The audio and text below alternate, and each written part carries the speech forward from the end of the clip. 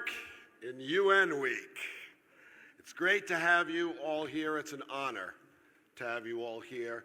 Welcome to the headquarters of the largest public library system in America and the most used public research library on the planet.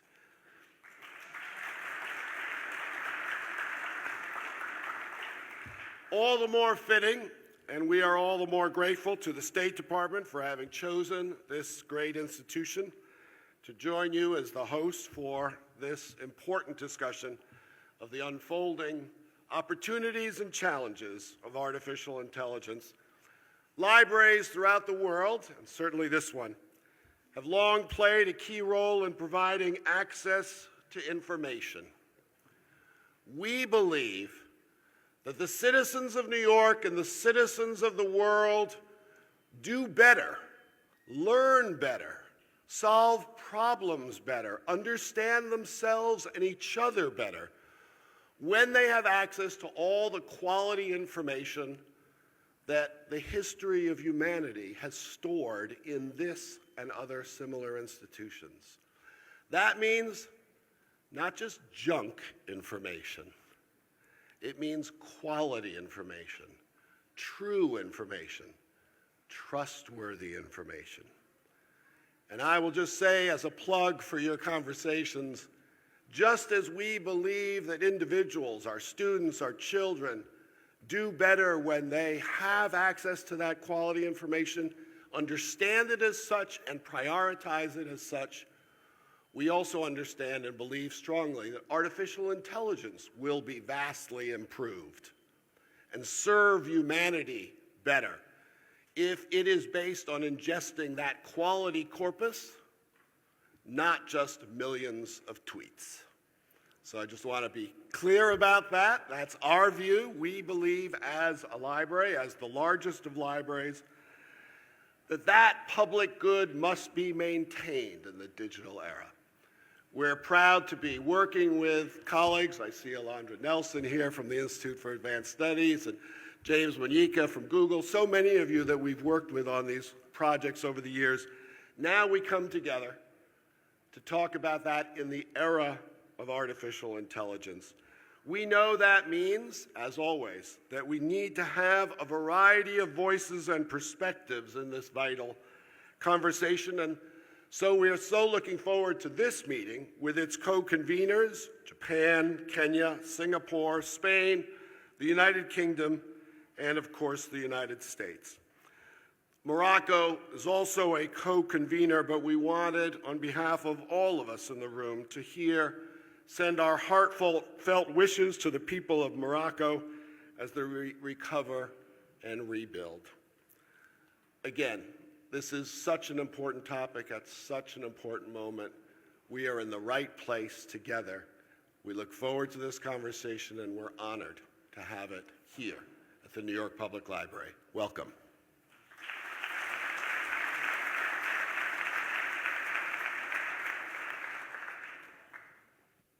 Please welcome the Deputy Minister of Kenya, Dr. Korir Sing'oei.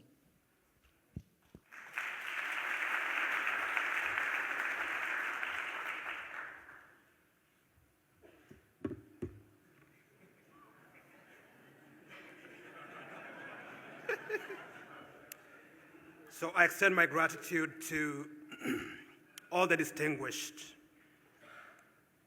leaders in this room. I've seen His Excellency James Cleverly, as well as co-conveners from the United States, Japan, Singapore, and the kingdoms of Spain and Morocco for coming together for this crucial gathering. Today we find ourselves at a pivotal juncture in human history. The rapid ascent of generative artificial intelligence offers us an unparalleled opportunity to confront the most urgent issues confronting our global society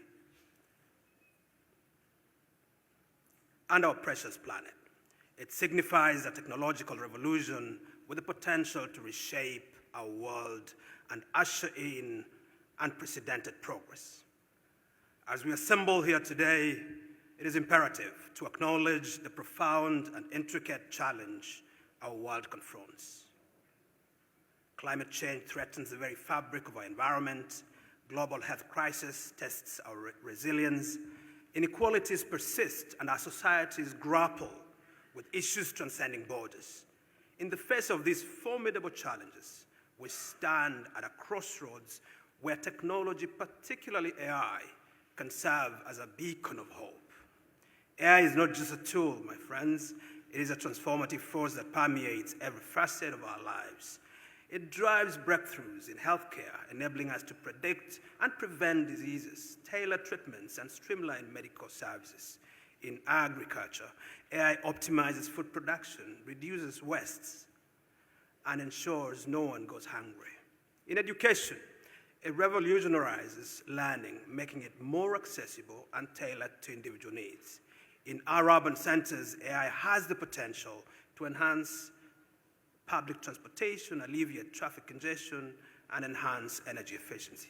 However, we must not merely admire AI's potential. We must harness this remarkable power to address society's greatest challenges, leaving no one behind and advancing the Sustainable Development Goals set forth by the United Nations.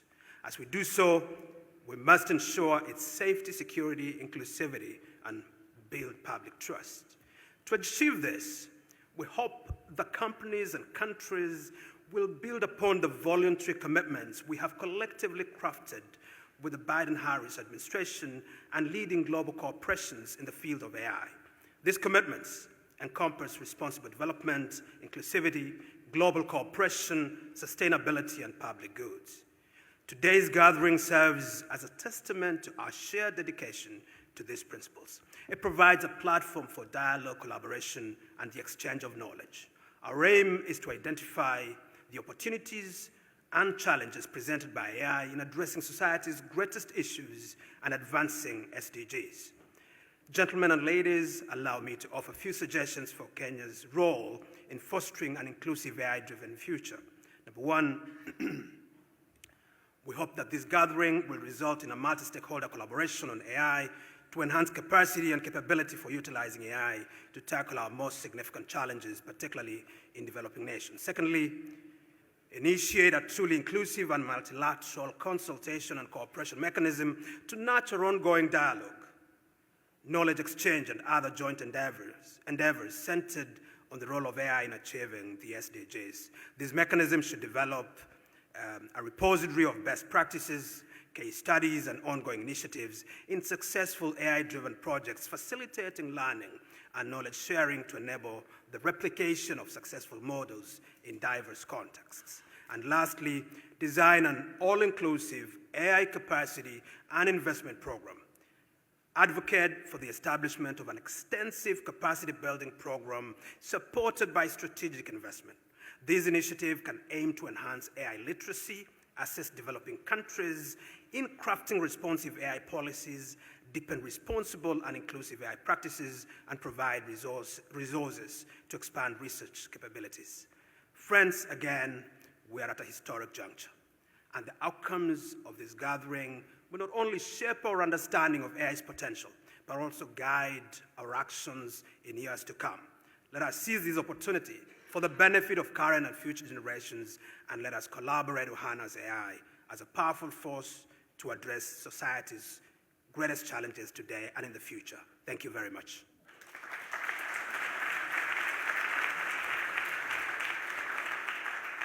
Please welcome the Foreign Minister of Singapore, Dr. Vivian Balakrishnan.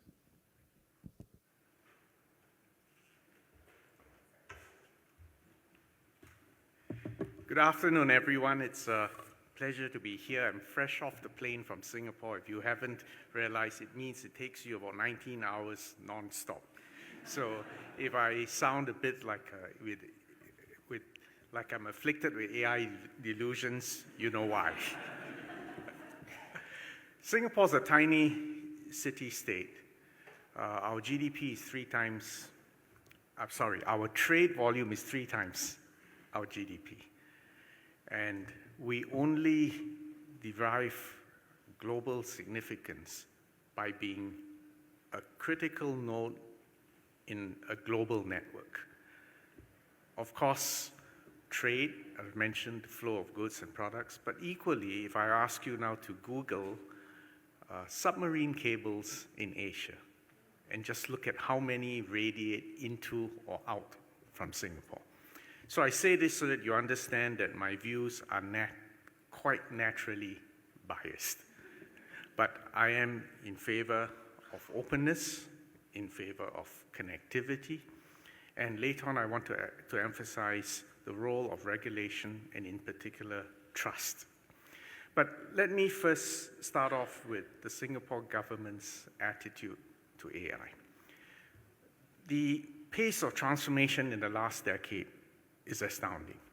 I think since this is UNGA week, it's worth emphasizing that have you all noticed the quality of translations improved significantly within the last decade?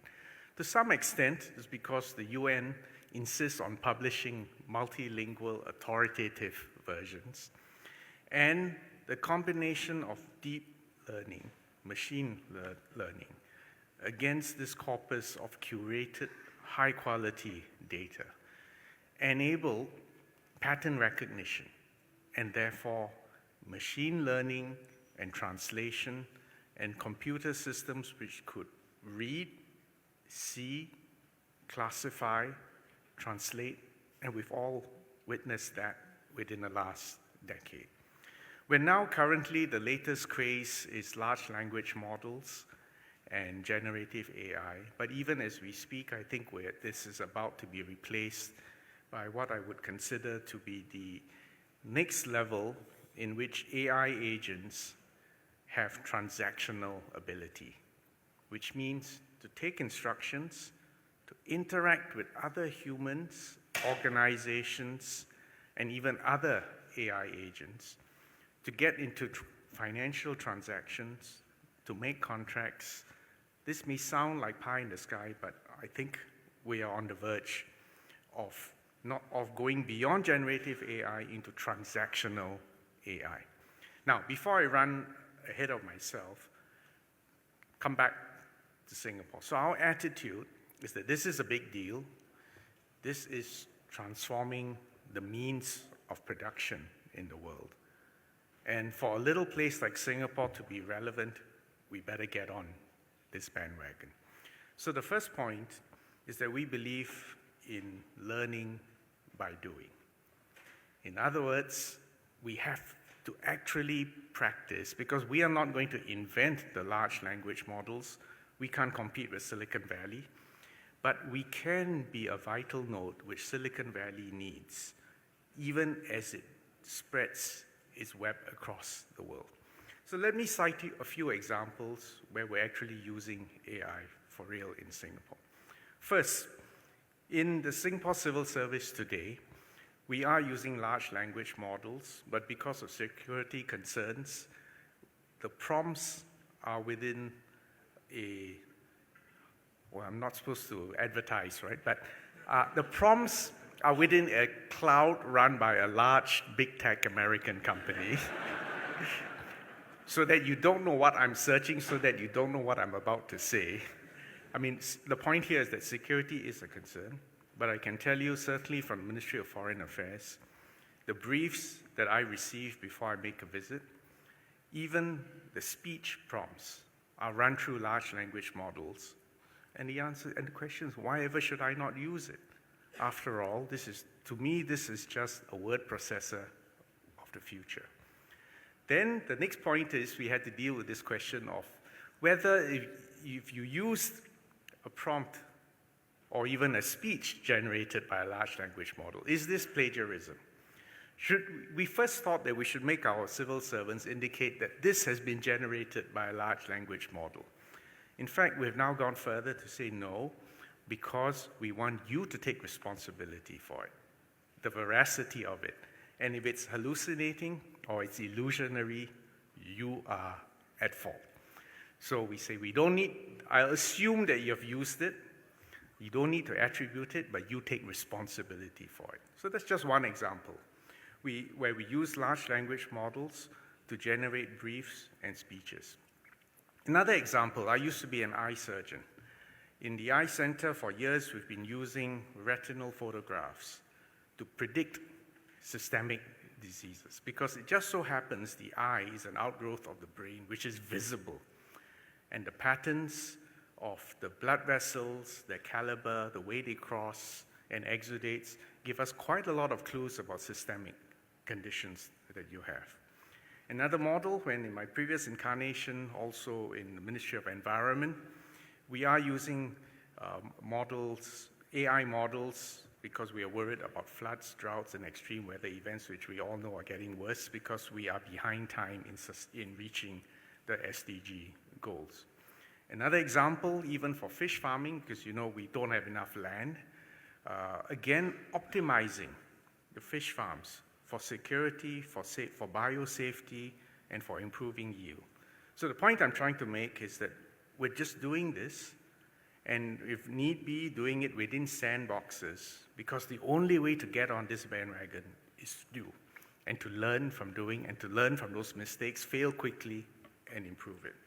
Now, the second point is that it's not enough to just get on the bandwagon and do it, but you do need to make sure that safety, privacy, and public acceptability is part of it. In fact, for governments which want to be early adopters, it's critical to have the right safeguards and guidelines in place for the responsible use of AI, and demonstrably so that people can judge that you're not just experimenting with their data and taking liberties with the data, but you're doing it in order to improve the quality of services provided to the people. So one approach in which we wanted to be transparent and take a risk-based approach is that in 2019, Singapore released our own model AI governance framework, which provides detailed and readily verifiable implementation guidelines to private sector organizations and to assure people that key ethical and governance issues are taken into consideration when rolling out these solutions. And last year, we went further to launch an international pilot of what we call AI Verify. This is an AI governance testing framework, a software toolkit to help organizations and governments objectively demonstrate that their systems are behaving responsibly, are based on sensible, accurate data, and to do these tests in a standardized form. The second is that in order to build trust and confidence, we need to ensure that you have wide buy-in, and that means, in particular, diverse inputs. And to know that the diversity will pose challenges, but you do need to take into account that diversity in each of our societies in order to arrive at a common approach based on trust and transparency to the AI frame development.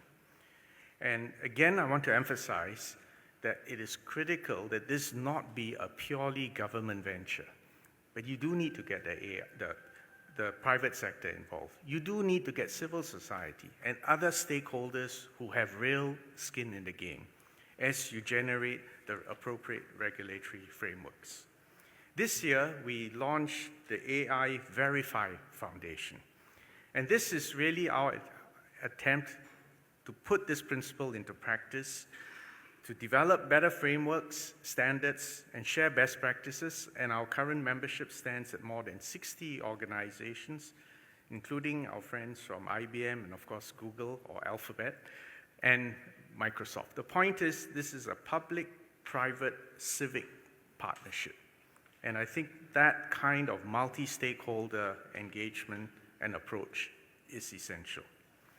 Third, I just want to end by saying that AI is transformative. It's got great opportunities, but it also has great risks. But these opportunities and risks are issues without a passport, meaning it quickly disseminates and escapes globally. But the point is, the impact, both in terms of opportunities and risk, actually have asymmetrical effects on different countries and different societies. And the question is, how ready are we when we face this tsunami of impacts, both positive and negative. And we believe that we need regional and we need multilateral global approaches. And at some point, you can't avoid the question of governance. I think we're past the old paradigm when big tech will say, don't worry, trust us. I think that's not enough. I think you now need regulations. The political dialogue and conversations, both domestically and internationally, will have to occur. And within ASEAN, which is the Association for Southeast Asian Nations, Singapore is working with our neighbors to develop an ASEAN guide on AI governance and ethics in order to establish common principles for trustworthy AI and to suggest best practices in which we can all learn by doing and sharing. So let me just conclude that this is an exciting field. Watch this space. But we do need to expand our minds and understand that just as AI has transformed the scene, the old ways of regulating, cooperating, and legislating will not suffice. And we do need to break new ground. Thank you all very much for your attention.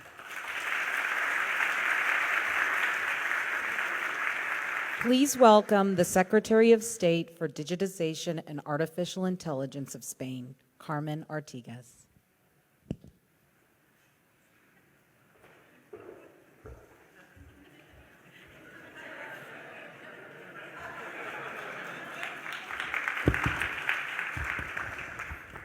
Good afternoon, everyone, Your Excellencies, distinguished guests.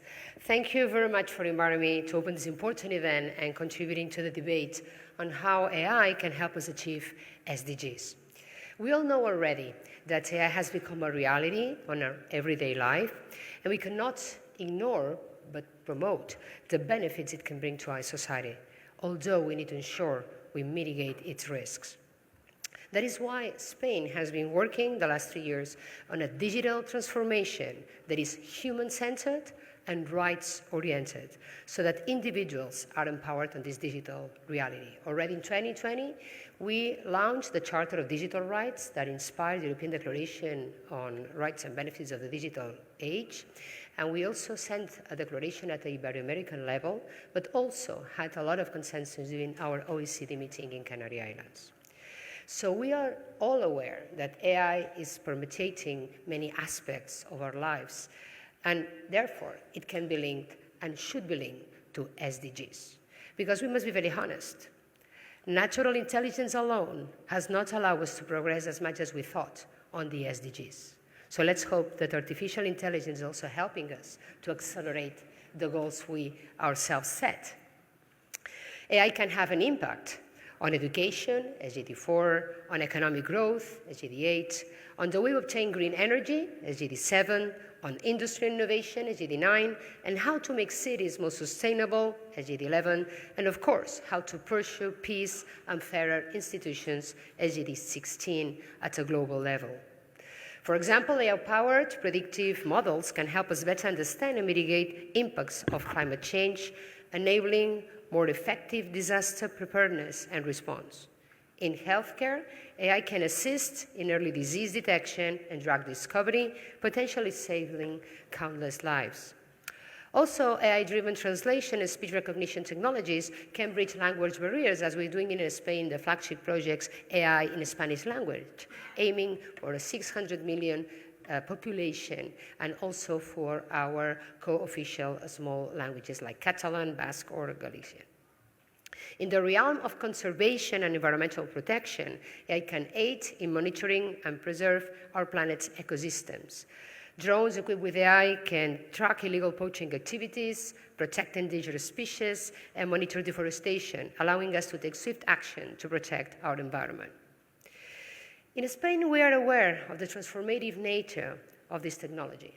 And this is why we published our national strategy on AI with 6 pillars of initiative that go for excellence centers on R&D to the deployment of technology in the existing value chain for small and medium businesses, because we don't want to leave anyone behind. One of the key initiatives of strategy are missions for AI. These 5 R&D projects that amount 50 million euros are focused on sustainable energy, health research, age-related diseases, agro-food, and personalized medicine. Equally important is to meet the SDGs on the sustainable side. And we should not only use AI to enable the green transition, but we should start measuring the sustainable impact of technology itself. And this is why we have launched a national plan for green algorithms. We firmly believe that large language models are not sustainable in terms of energy consumptions, it's not blockchain, for example, and we need to start developing AI that is green by design. In that, we are devoting around 300 million euros to R&D in this matter. However, while the potential for AI for good is vast, it is not without challenges and ethical considerations. Ensuring the responsible development and deployment of AI is of paramount importance. This includes addressing issues such as biases in AI algorithms, protecting data privacy, AI safety, ensuring transparency, and AI decision-making processes. And this is the way that the European Union is working on, ensuring that fundamental rights of individuals are protected when using high-risk systems that are using AI. So as Spain is holding the presidency of the Council of the European Union, we are leading the negotiations with the European Parliament to ensure that the AI Act, the first AI regulation in the world, is going to be adopted during our presidency before the end of this year. This is an important milestone, as it is going to be, as I mentioned, the first regulation on AI. We welcome all the efforts that are being made by the industry, voluntary requirements, code of conduct, but we firmly believe that this is not enough. I think that it's not only by voluntary commitments that we ensure the rights that we want to preserve in the digital world. And through the implementation of regulation, we have also already created the first national agency for AI supervision, the National Spanish Agency for AI Supervision, that will be also tasked to talk with the industry and develop sandboxes to boost responsible innovation of AI, and we have already launched the first one. Last but not least, individual efforts by the different regions of the world will not be enough to make AI work for good. We need an international governance. We need an international AI governance framework, and I think here at UN we are in the right place to do that. For this, I think we need to join forces and find a mandate for the creation of a global body for AI governance, including its supervision. Because transformative technologies are very important, are very necessary, but digital transformation and technology evolution only makes sense if it's in favor of human progress and welfare. Thank you very much.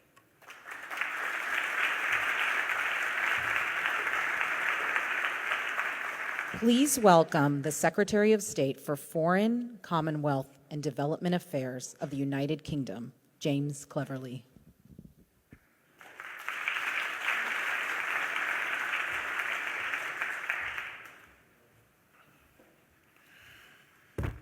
Thank you. The last few centuries have seen enormous technological changes and innovations in a range of areas. And over that same period of time, we have seen transformation in human development, in life expectancy, in crop yields, in all kinds of other positive areas. And be in no doubt, in this circumstance, correlation is an indicator of causation. Because human ingenuity has given us machines, and it's given us systems which billions of people are now able to use for the benefit of themselves and billions of others. The world does not stand still, and therefore the onus is on us to make sure that we continue to move at the same pace. We've already discussed examples of where AI will fundamentally change, fundamentally alter, I think, almost every aspect of our lives. And so, by harnessing its potential, we give ourselves the chance to ensure that it acts for the good of all of us. I am at heart an optimist. I think any of us in politics or public policy needs to have a big dose of optimism just to make it through the working day. And so I am convinced that we have a good opportunity to meet and possibly even exceed the Sustainable Development Goals and harness the potential of every human life if we are able to properly utilize the technologies currently and soon to be at our fingertips, because we are on the cusp of something radically new. And I think it can sometimes be difficult to predict the impact of technological change. At the beginning of the steam age in my country, I think few people could believe that technology designed to pump water out of mines could actually fuel a huge array of technological innovations. And yet it did, as did computer technology, communications technology, and I have no doubt that AI will do likewise. So, hard to imagine that something which superficially provides an opportunity to crunch through really huge data sets could unlock all kinds of, as yet, unforeseen and unpredicted opportunities. But there's some stuff that we are already seeing AI is doing, and those things are still amazing, even though not yet at the upper end of the potential of the technology. For example, helping visually impaired students in Nigeria read printed text and navigate their environments independently, or giving smallholder farmers across Africa credit profiles that they need to access vital finance. And these are just a couple of examples, but they are examples that give me hope. Hope that technology and humans working together can still act in tandem, mutually reinforcing for our greater good. But there is work to do if we're going to turn this hope into reality. We must use AI tools for development as well as the other areas to which they might be applied. Now, in the UK, we're not newcomers. We've been funding the use of AI for development for the best part of a decade. And I am confident that AI will feature even more prominently in the development programs that we fund from the UK in the years ahead. And the UK will join the UN Complex Risk Analytics Fund, whose work with AI targets critical support to where it can have the most positive impact. But we must also increase digital skills and infrastructure for everybody. 2.7 billion people worldwide remain offline. And of course, AI, more so than other technologies so far, requires the most up-to-date technical equipment to be fully, effectively utilized.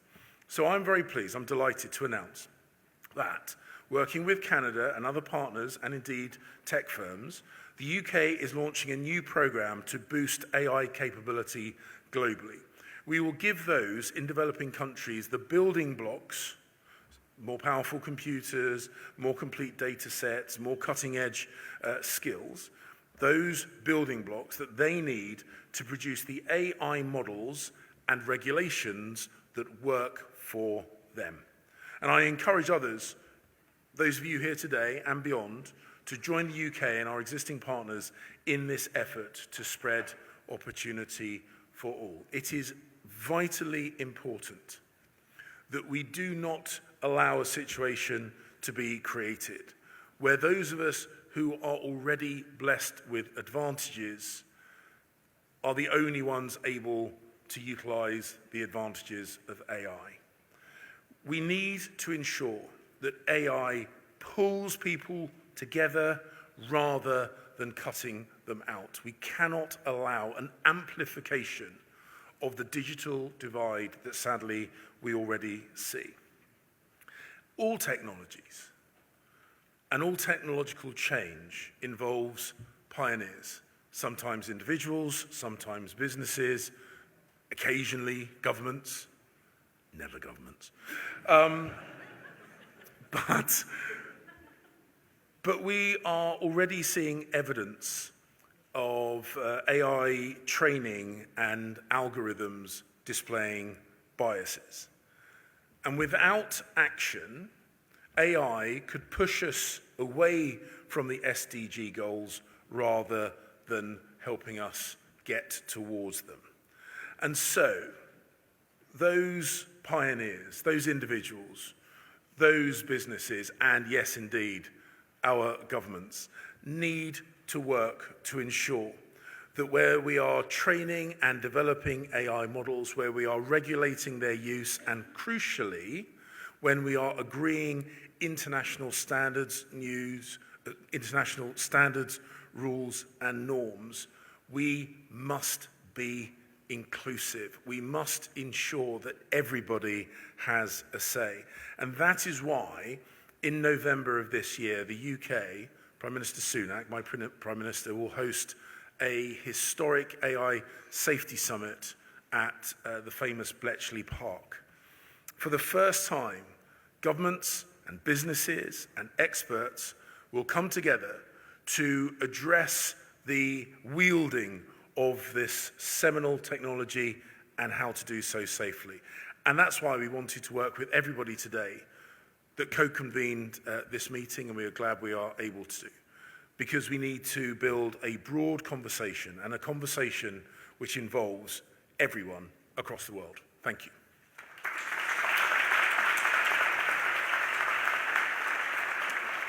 Please welcome the Secretary of State of the United States, Antony Blinken. Thank you. Thank you very much. It is wonderful to be back here at the New York Public Library. And I have to say at the outset that I very much share my good friend and colleague, James Cleverly's sense of optimism. It is an occupational hazard. In fact, I think we're both reminded almost daily about what the late John McCain used to say. It is always darkest before it goes completely black. But here at this library, in fact, you consistently, for so many years, so many decades, are actually bringing light to the greatest challenges of our time, and light through knowledge onto what we need to carry our societies forward. It's a living demonstration here at the library of how information and ideas, when freely accessed and exchanged, can actually empower people and empower communities. And that's exactly what we're focused on today. How can we use artificial intelligence, a technology that is revolutionizing the production of knowledge, to actually improve lives, to make the world a little bit safer, a little bit healthier, a little bit more prosperous, to help eliminate poverty and hunger, to promote health and access to quality education, to advance gender equity, to save our planet. So let me start by thanking our colleagues from Japan, from Kenya, from Morocco, from Singapore, from Spain, and from the UK for bringing this event together with us. To our Moroccan friends, especially in this moment, we send our deepest condolences for the loss of life and destruction caused by the recent earthquake. I'm grateful also to the many partners we have here from civil society and the private sector.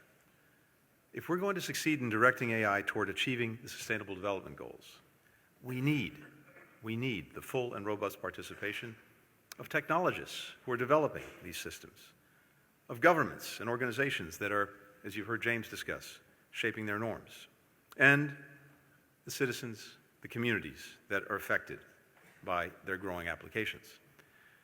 So today, as everyone in this room knows, we are in an entirely new era of AI. Powerful generative systems like GPT-4, orders of magnitude more capable than their predecessors, are vastly increasing the capacity of machines not just to process information, but to create original content, to perform complicated tasks, to solve the most vexing problems.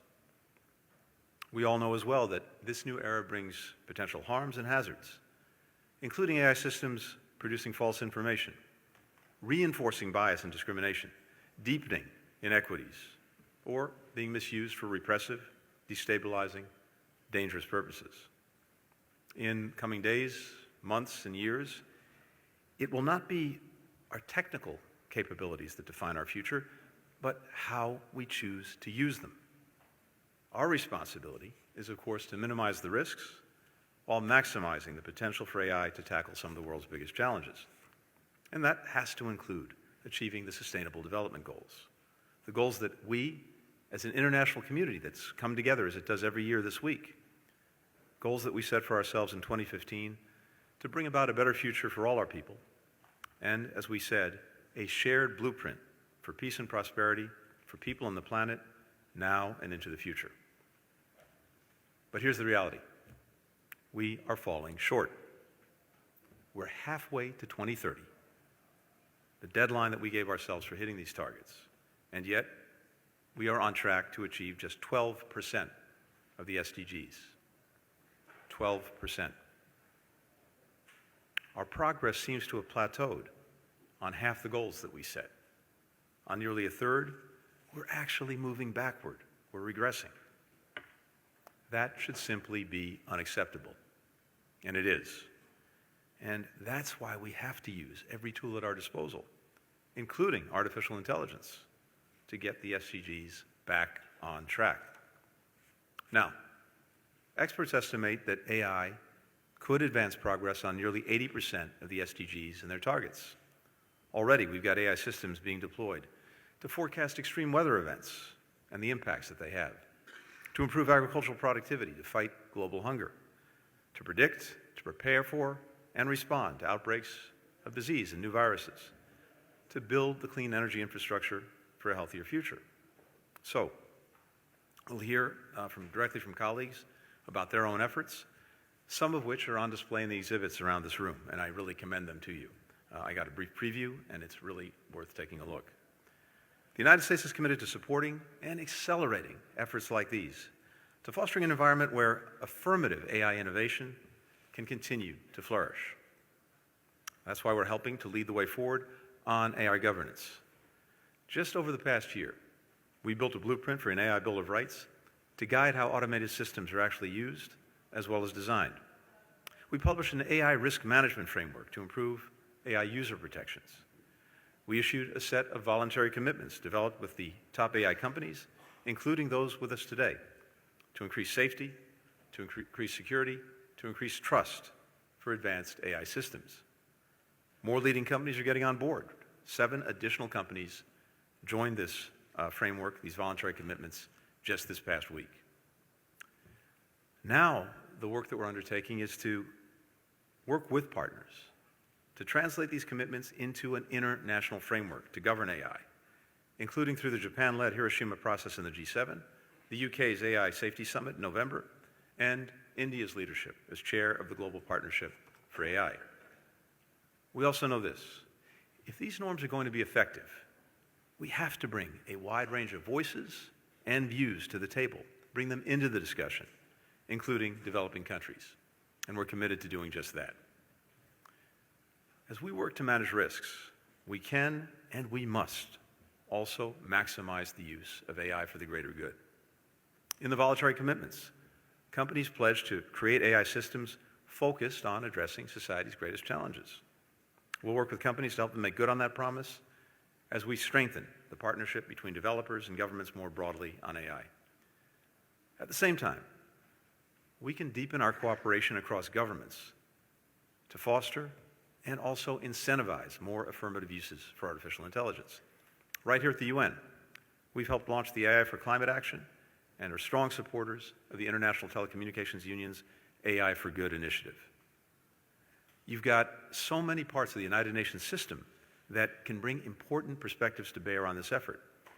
We'll hear later today from leaders of the International Telecommunications Union, the World Health Organization, the United Nations Population Fund, the UN Secretary General's Tech Envoy, and I want to thank each of them for being with us today, but also for the work that you're doing every day to advance an affirmative AI future.